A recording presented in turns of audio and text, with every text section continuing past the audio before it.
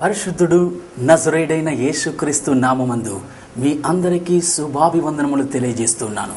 నా ప్రియ సహోదరి సహోదరుడా, ఈ రోజున కూడా ఈ టీవీ కార్యక్రమం ద్వారా మిమ్మల్ని చూడడానికి దేవుడు అనుగ్రహించిన మహా గొప్ప కృప కొరకు దేవుని నేను స్తుతి చెల్లిస్తూ ఉన్నాను.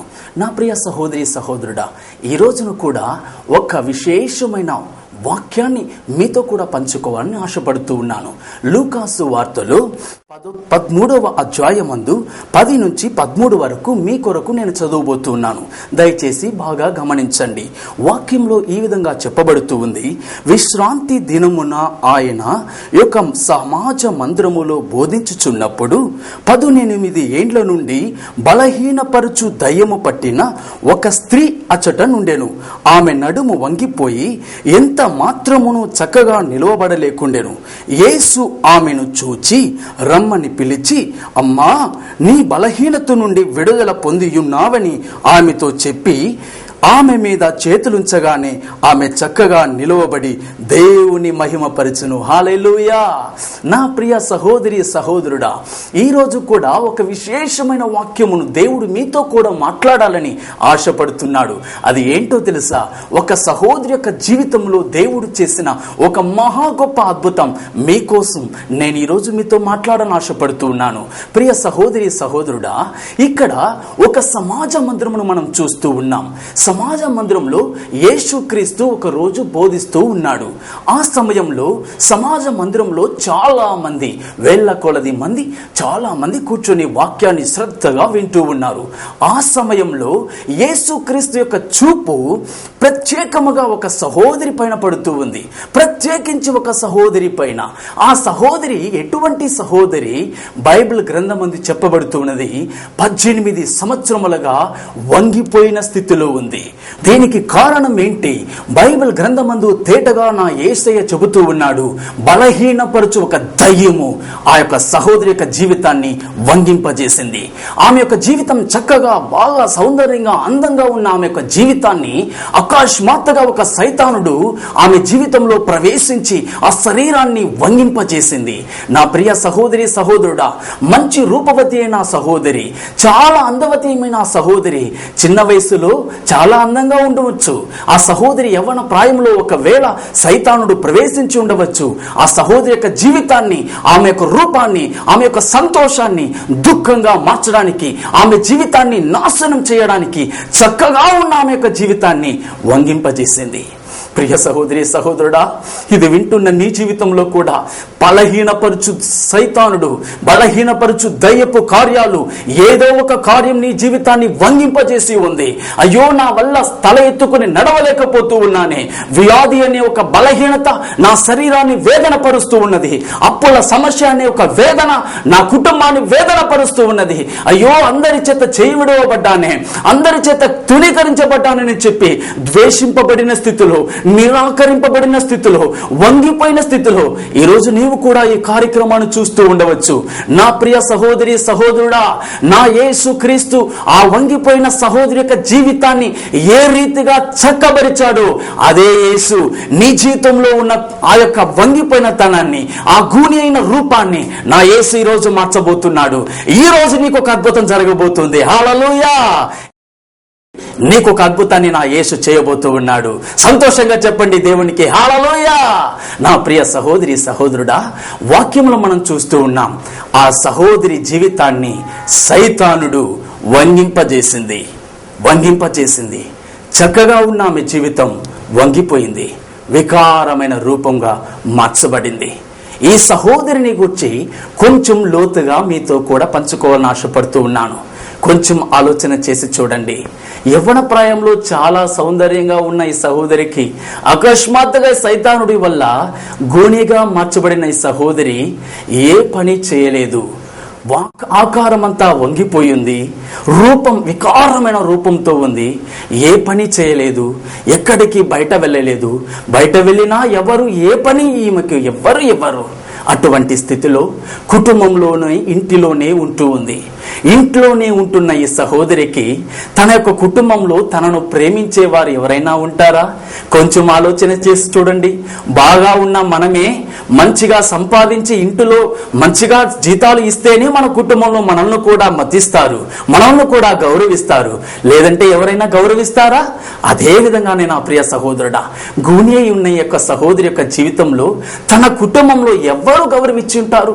తన కుటుంబంలో తన సొంత అమ్మ, నాన్న, కూడా పుట్టిన సహోదరులు ఎవరైనా సరే ఈమె జీవితాన్ని చూసి, ఈమె యొక్క వంగిపోయిన రూపాన్ని చూసి తన సొంత కుటుంబంలోనే వేదన పరిచింది. నాన్న అని చెప్పిన వాళ్ళే, అమ్మ అని చెప్పిన వాళ్ళు కూడా తన సొంత కుమార్తెను కూడా చూడకుండా ఆమెను అవమానపరుస్తూ, గాయపరుస్తూ మాట్లాడుతూ ఉన్నారు. రక్త సంబంధులైన సొంత సహోదరులు కూడా ఈ గూని అయిన స్త్రీ ఉండడం కన్నా చావడం మేలని చెప్పి కూడా చాలా పార్లు వేదన పరిచి ఉంటారు. హృదయం పగిలిపోయింది సహోదరికి. గాయపరచబడిన హృదయం ఎవరితో తన వేదన చెప్పగలదు? తన సొంత కుటుంబంలో తనను ప్రేమించేవారు ఎవరు లేరు. తన సొంత కుటుంబంలోనే తనను ఆప్యాయంగా చూసేవాళ్ళు ఎవరు లేరు. అందరూ నన్ను చూసి ఎందుకు పనికిరాని దానివని చెప్పి అందరూ హేళనగా మాట్లాడుతున్నారు.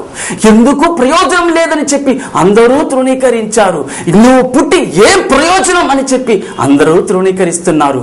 ఏం చేయగలది సహోదరి? వేదనతో కుమిలిపోతూ ఉంది. లోకం, తన యొక్క సొంత కుటుంబం తనను తృణీకరించడం తట్టుకోలేకపోయింది. ఆ సహోదరి అట్లే ఆ యొక్క ఇంటి నుంచి బయట వెళ్ళి లోకమైనా నన్ను ప్రేమిస్తుందా అని చెప్పి లోకం వైపు వెళ్ళింది. తన యొక్క ఇంటి నుంచి బయట వెళ్ళి తన యొక్క వీధిలో వెళుతూ ఉంటే ఆ వీధి మార్గంలో చాలా మంది సహోదరులు గుంపులుగా అక్కడ మాట్లాడుకుంటూ సంతోషంగా ఆనందిస్తూ ఉన్నారు. ఆ యొక్క ప్రాంతంలో ఆ సహోదరి వెళ్ళిన వెంటనే అక్కడున్న సహోదరులంతా అంటున్నారు, ఓ గూని, నీకు ఇక్కడి ఏం పని, బయట పో అని చెప్పి ఆమెను వెలివేస్తూ ఉన్నప్పుడు ఆ సహోదరి తట్టుకోలేకపోయింది. ఓ ప్రక్క తన కుటుంబంలో తనకి ప్రేమ, ఆప్యాయత లేదు. లోకమైనా తనను ప్రేమిస్తుందా అని చూస్తే లోకంలో ఉన్న ఒక్కరు కూడా నన్ను ప్రేమగా చూడడం లేదు. నన్ను ఒక మనిషిగా కూడా ఎవరు ప్రత్యేకించి మనిషిగా కూడా చూడడం లేదు. ప్రతి ఒక్కరూ నన్ను అవమానపరుస్తూ ఉన్నారు. కారణం నా వంగిపోయిన జీవితం, కారణం నా వికారమైన రూపం. నన్ను చూసే ప్రతి వారు నన్ను హేళనపరుస్తూ ఉన్నారు. ఏం చేయగలను? నాకే ఎందుకు ఇటువంటి స్థితి రావాలని చెప్పి అదే వీధి మార్గములు నడిచి వెళుతూ ఉంటే ఆ యొక్క గ్రౌండ్ మైదానంలో చిన్నపిల్లలంతా ఆటలాడుకుంటూ ఉన్నారు. ఆ మైదానం ప్రక్కన అట్లా నడిచి వెళుతున్న సహోదరిని చూసి చిన్నపిల్లలంతా అవమానపరుస్తూ ఓ గూని అని చెప్పి అవమానంతో పరిహాసం చేస్తూ ఉన్నారు. చిన్న పిల్లలు ఆ సహోదరిని చూసి, ఆ తల్లిని చూసి రాళ్ళు విసురుతూ ఓ గూని అంటూ ఉంటే ఆ తల్లి హృదయం తట్టుకోలేకపోయింది. కుటుంబంలో ప్రేమ లేదు. లోకమైన ఆదరిస్తుందంటే లోకం కూడా ఆదరించలేదు. మైదానంలో అటు వెళుతూ ఉంటే చిన్నపిల్లలు రాళ్ళు విసురుతూ పరిహాసం చేస్తూ ఉన్నారు. అయ్యో, ఈ లోకంలో అందరి ఎదుట ఒక చులకనగా మార్చబడ్డానే, ఎందుకు ప్రయోజనం లేని వారనే ఉన్నానే.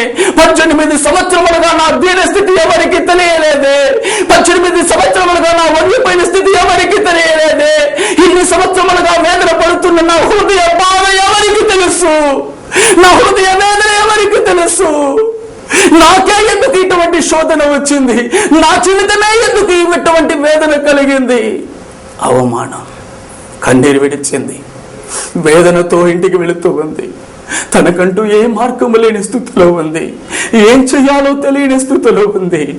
వేదనతో దేవుని ఆలయానికైనా వెళ్ళాలి, దేవుని ఆలయానికైనా వెళ్ళాలి. నా స్థితిని ఎరిగి నా యొక్క స్థితిని బాగు చేయడానికి మెస్సీయా ఏ రోజైనా నా స్థితిని బాగు చేస్తాడనే విశ్వాసంతో మెస్సీయా రాబోతాడు, నిశ్చయముగా నా స్థితిని మారుస్తాడని చెప్పి మెస్సీయా అయిన యేసయ్యను నమ్మింది. హల్లెలూయా, హల్లెలూయా. దేవుని ఆలయమునకు వెళ్ళింది. దేవుని ఆలయములో దేవునిపై విశ్వాసముతో మెస్సీయా ఏ రోజైనా వస్తాడు, నా స్థితిని మారుస్తాడు మారుస్తాడన్న విశ్వాసంతో దేవుని ఆలయంలో కూర్చొని వాక్యం వింటూ ఉంది. రానే వచ్చింది ఒక సమయం మేసియా అయిన యేసు రాజా ఆ ఆలయానికి వచ్చాడు. యేసు క్రీస్తు వాక్యోపదేశం చేస్తూ ఉన్నప్పుడు ప్రత్యేకించి ఆ సహోదరినే చూశాడు. హల్లెలూయా! నా ప్రియ సహోదరి సహోదరుడా, ఈ సమయంలో కూడా నీ జీవితంలో కూడా వంగిపోయిన స్థితిలో ఉన్నావు, హృదయం పగిలిపోయి ఉన్నావు. నాకు తెలుసు నీవు కన్నీరు విడిచి వేదనతో ఉన్నావు. వేదన పగిలిపోతూ ఉన్నది హృదయం. ఎవరితో చెప్పుకోలేకపోతున్నాను బ్రదర్ నా హృదయ బాధను, నా కన్నీరు ఎవరితో చెప్పలేకపోతున్నాను బ్రదర్. అయ్యో, ఎందుకు నాకే ఇటువంటి సంభవాలు జరుగుతూ ఉన్నాయి? కుటుంబంలో ప్రేమ లేదు, ఆప్యాయం లేదు, ప్రేమతో గౌరవించే భర్త నాకు లేదు, ప్రేమతో ఆప్యాయంగా పలకరించే తల్లిదండ్రులు లేరు, ప్రేమతో ఆప్యాయంగా నన్ను కాపాడడానికి పిల్లలు లేరు. ఏదో ఒక బాధ నీ హృదయాన్ని వేదన పరుస్తూ ఉంది కదా, లేదంటే అప్పుల సమస్య నీ జీవితాన్ని వంగింపజేసి నిన్ను కృంగజీస్తూ ఉంది కదా. నా యేసు చెబుతూ ఉన్నాడు, ఈ సమయమందు నా యేసు నీతో ప్రత్యేకించి మాట్లాడుతూ ఉన్నాడు. 18 సంవత్సరములుగా వంగిపోయిన ఆ యొక్క సహోదరిని చూచిన దేవుడు ఈరోజు నిన్ను చూస్తూ ఉన్నాడు. ఆమేన్, హల్లెలూయా. నా యేసు నిన్ను చూస్తూ ఉన్న దేవుడు. నా ప్రియ సహోదరి సహోదరుడా, ఈ లోకంలో పలు రకమైన పేర్లు ఈ లోకంలో ఉన్నాయి, కానీ నా యేసుకు ఒక పేరు ఉంది. ఏంటో తెలుసా? ఎల్రోయి అంటే చూచుచున్న దేవుడని. నా ప్రియ సహోదరి సహోదరుడా, ఆ చూచుచున్న దేవుడు ఈ సమయంలో నిన్నును చూస్తూ ఉన్నాడు. నీ స్థితి ఆయనకి తెలుసు, నీ పగిలిన హృదయం ఆయనకు తెలుసు, గాయపడిన నీ హృదయం ఆయనకు తెలుసు, అందరి చేత తృణీకరింపబడ్డావే నా యేసుకు తెలుసు. ఆయన నిన్ను చూస్తూ ఉన్నాడు. నా ప్రియ సహోదరి సహోదరుడా, చూస్తున్న దేవుడు యేసు. 18 సంవత్సరములుగా వంగిపోయిన ఆ యొక్క సహోదరి తనకు ఒక మనస్సు ఉందని చూసింది యేసయ్య. తన జీవితమును మార్చాలని యేసయ్య చూశాడు. అదే యేసు ప్రభు యొక్క ప్రేమ నిన్ను చూస్తూ ఉంది. ఈ సమయంలో నిన్ను చూస్తుంది. నీ జీవితాన్ని మార్చాలని నా యేసయ్య ఆశపడుతూ ఉన్నాడు. ఓ రోజు యేసుక్రీస్తు గెనెసరెత్ అనే సరస్సు తీరమునందు చాలా జనులకు వాక్యోపదేశం చేస్తూ ఉన్నాడు. చాలా జనులు ఆయన పైన పడుతూ ఉన్నప్పుడు యేసు ప్రభుకు ఎక్కడైనా కూర్చొని వాక్యోపదేశం చేయాలని ఆశపడి కొంచెం అట్లా చూశాడు. ఆ సరస్సులో కొంచెం దూరంలో అక్కడ 2 పడవలు ఉన్నాయి. ఆ పడవలో ఒకటి సీమోను అనే పేతురుది. ఆ పడవ దగ్గరకు యేసయ్య వెళ్ళి ఆ యొక్క సీమోను దగ్గర అడిగాడు, సీమోను, ఆ యొక్క పడవలో నీవు స్థలం ఇస్తావా అని చెప్పాడు. ఆ యొక్క సీమోను అన్నాడు, కూర్చోమని చెప్పాడు.